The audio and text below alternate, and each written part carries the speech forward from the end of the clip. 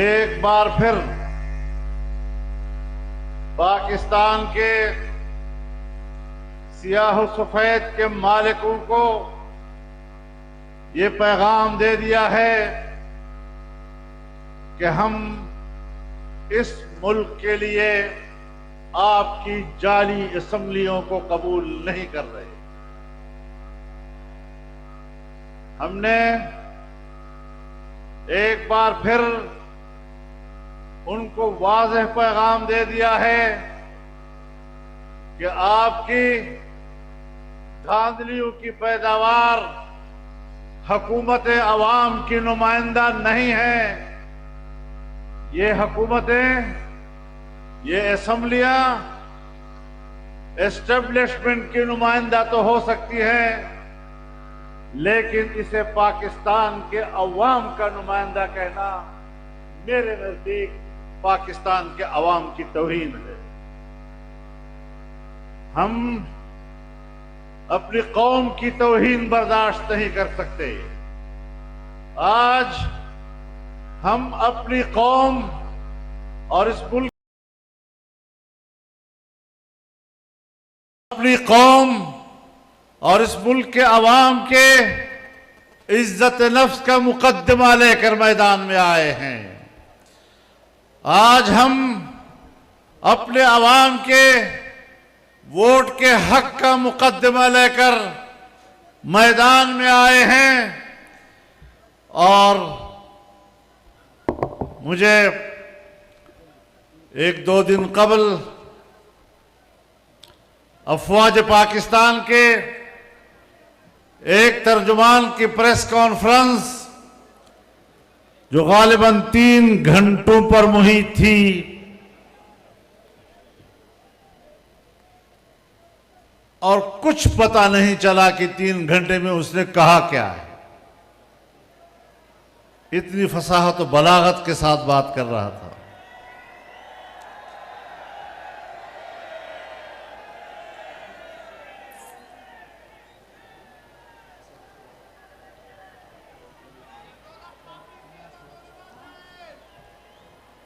वो बज़ाहिर तो तासुर दे रहा था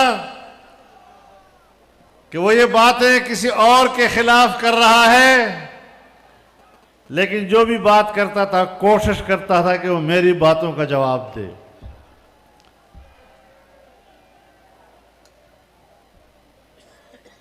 मैं जिस जगह पे खड़ा हूं किसी दलील से हूं।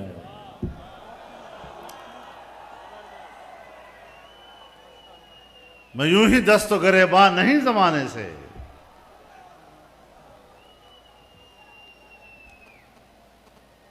हमें क्या पड़ी है 10 लाख लोगों को इस मैदान में लाना,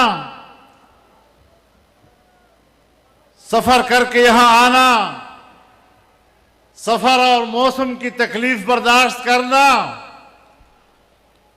फिर कहता है कि इलेक्शन के हवाले से फौज का कोई रोल नहीं।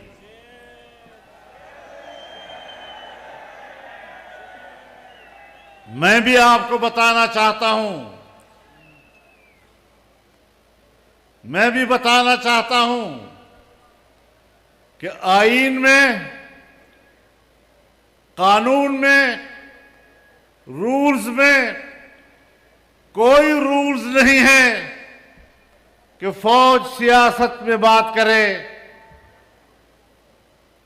और मैं भी मानता हूं कि आईन और कानून के रू से तुम्हारा कोई रोल नहीं, लेकिन ये सारा रोला ही तेरा है।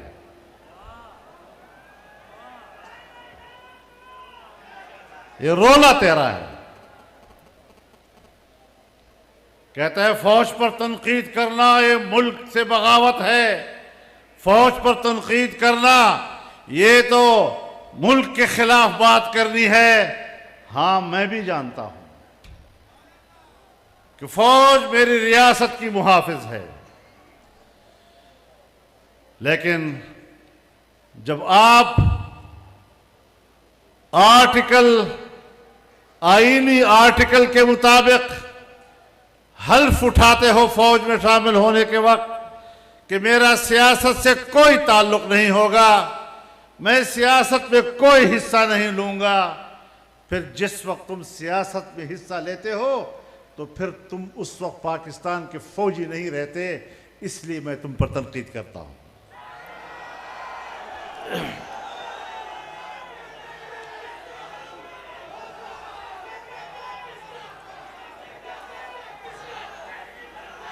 मैं मुल्क में कोई अंधी सियासत नहीं कर रहा। मैं मुल्क के आर्मी चीफ को भी जानता हूं, ISI के चीफ को भी जानता हूं, मैं मुख्तदरा को भी जानता हूं।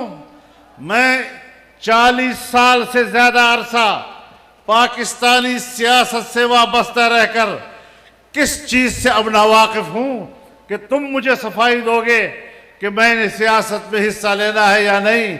मेरा दावा आपके खिलाफ यह है कि तुमने सियासत में हिस्सा लिया है, उसके बाद तुम पाकिस्तान के फौजी नहीं रहे कि मेरे ऊपर तुम्हारा एहतराम लाजिम हो। हाँ, वापस फौजी बन जाओ, वापस फौजी बन जाओ, जहां से निकले वही खड़े हो जाओ, मैं आपके शाना बशाना खड़ा हो जाऊंगा।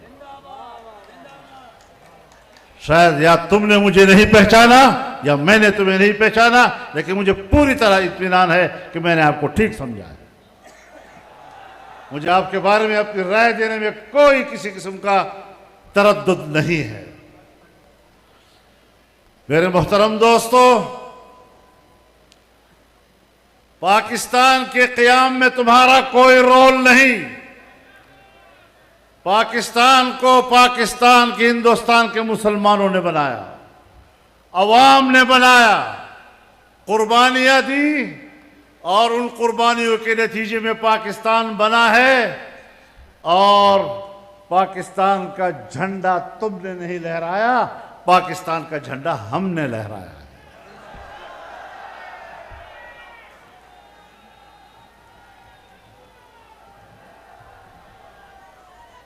पाकिस्तान जब बना है तो तुम्हारा किरदार पाकिस्तान को तोड़ने में है, पाकिस्तान को बनाने में नहीं है। सन 1971 में 90,000 से ज्यादा फौजी एक हिंदू के सामने सरनगू हुए। तुम्हारे किरदार ने हमारी नाक काटी थी।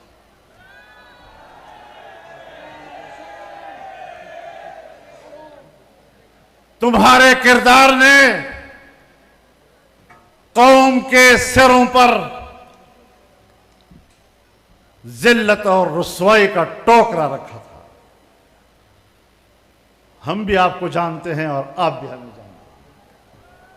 और तुम अगर वर्दी पहनकर मुझ पर कोई रौब डालने की कोशिश करते हो तो मैं आपको बताना चाहता हूं कि तुम सारे मिलकर भी मेरे जिस्म पर रूह तक नहीं रेंगती।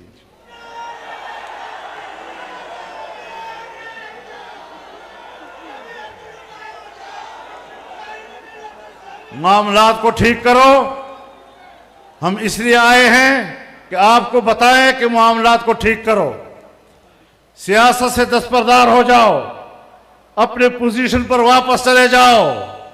और मैं ये भी आज आपकी ताईद से कहना चाहता हूं, आपकी ताईद से कहना चाहता हूं कि आपको कबायली इलाकों से निकलना होगा। ऑपरेशनों के नाम पर हमें अपनी खैरख्वाहियां मत दिखाओ।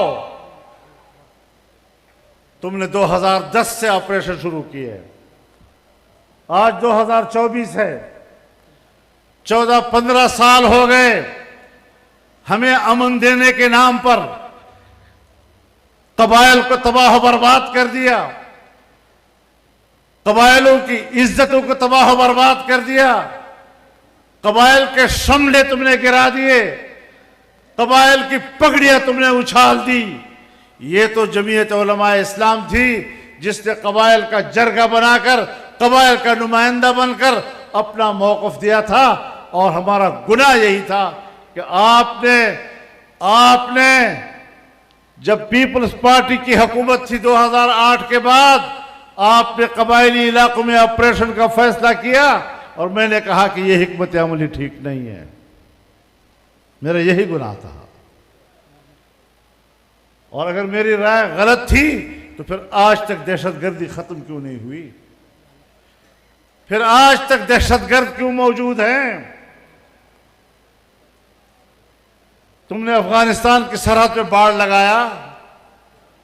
खुद बाजवा साहब ने मुझे कहा कि अब हमने बाड़ लगा दिया है, कोई शख्स न उधर जा सकेगा न इधर आ सकेगा। तो 40,000 लोग उधर गए, 20 साल वहां लड़े और फिर तुम्हारे बाढ़ को उड़ा के वापस आ गए। आज फिर मेरी जिंदगी क्यों खतरे में है अगर आप मेरे वाकई मुहाफिज हैं तो? अगर आप मेरे मुहाफिज हैं तो आज फिर क्यों मैं उस मुश्किल से गुजर रहा हूं? आज मेरे रास्ते फिर गैर महफूज क्यों हैं? आज मेरे गलियां क्यों गैर महफूज हैं? आज मेरे मुल्क के शहरी क्यों गैर महफूज हैं? तो इसका माना यह है कि हमने आपके ऑपरेशन के हवाले से जो उस वक्त तहफ़्फ़ुज़ात दिए थे वो ठीक थे, और आपने जो हमें अमन व अमान का इत्मीनान दिलाया था, तुम अपने दावों में गलत साबित हुए हो। मेरे मोहतरम दोस्तों, जब मियां नवाज शरीफ साहब की हुकूमत थी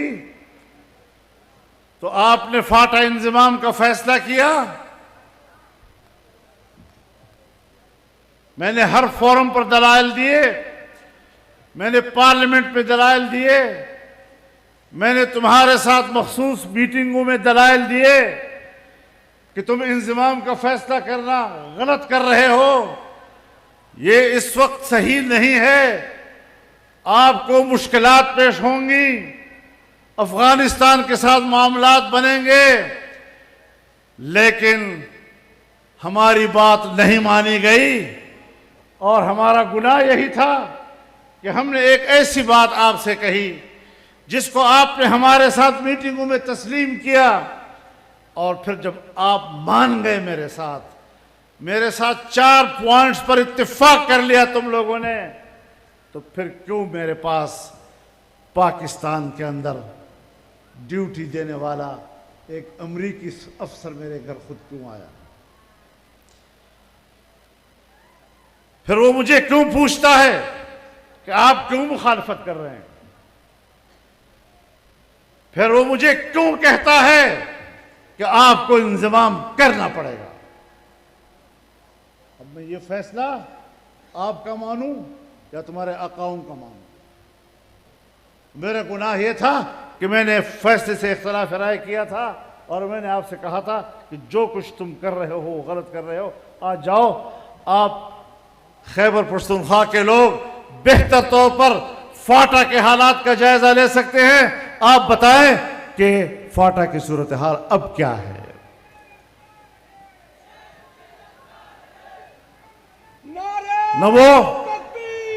न वो फाटा है तो मुझे बात करने दो यार, मुझे बात करने दो। नहीं सुन, मैं बात करना चाहता हूं कि आज मैं आपसे पूछना चाहता हूं कि फाटा के अवाम कहां खड़े हैं? न इधर के रहे न उधर के रहे। तुमने कहा था कि हम 10 साल में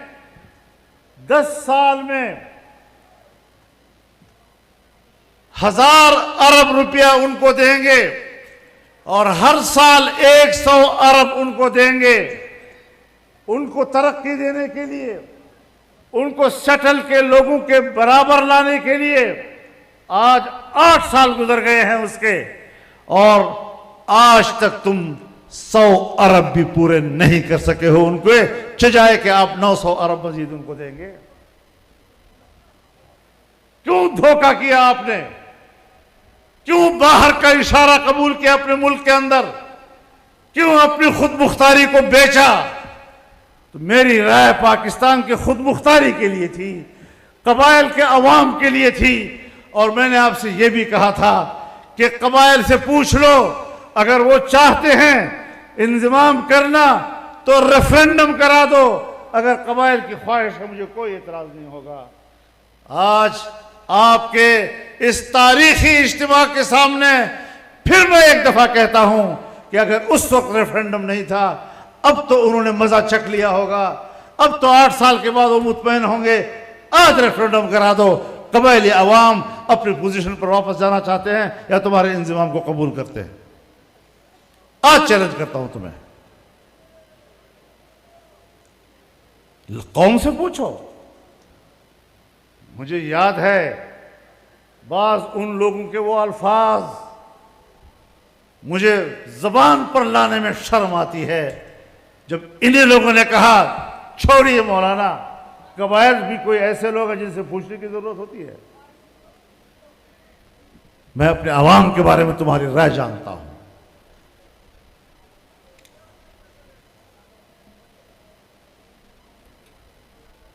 तो अब आप बताएं कि क्या हमारी राय गलत थी?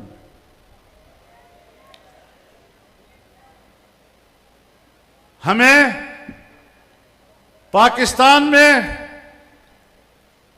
मेगा प्रोजेक्ट्स चाहिए थे, किसके इशारे पर तुमने मेगा प्रोजेक्ट्स रुकवाए? मैंने आपसे यह कहा था कि रेकोडेक जो बलोचों की मिल्कियत है उस पर कानून साजी जायज नहीं कि आप 18वीं तरमीम की मुखालफत करके आप रेकोडेक को बैनुल अक़वामी कंपनियों के हवाले करें, उसके मफादात को आप बेचें और बलोच लोगों को और बलूचिस्तान के लोगों को आप महरूम करें। मैंने तो यही जुर्म किया था कि अपने कौम के पश्तूनों और बलोचों के हक की बात की थी, और तुमने फैसला कर लिया कि ये शख्स हर मरहले पर हमारे फैसलों में रुकावट बनता है।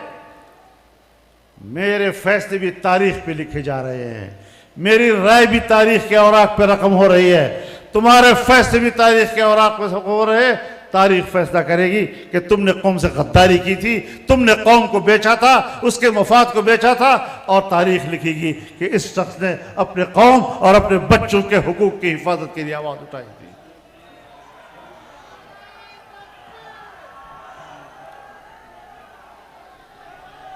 हम बिलावल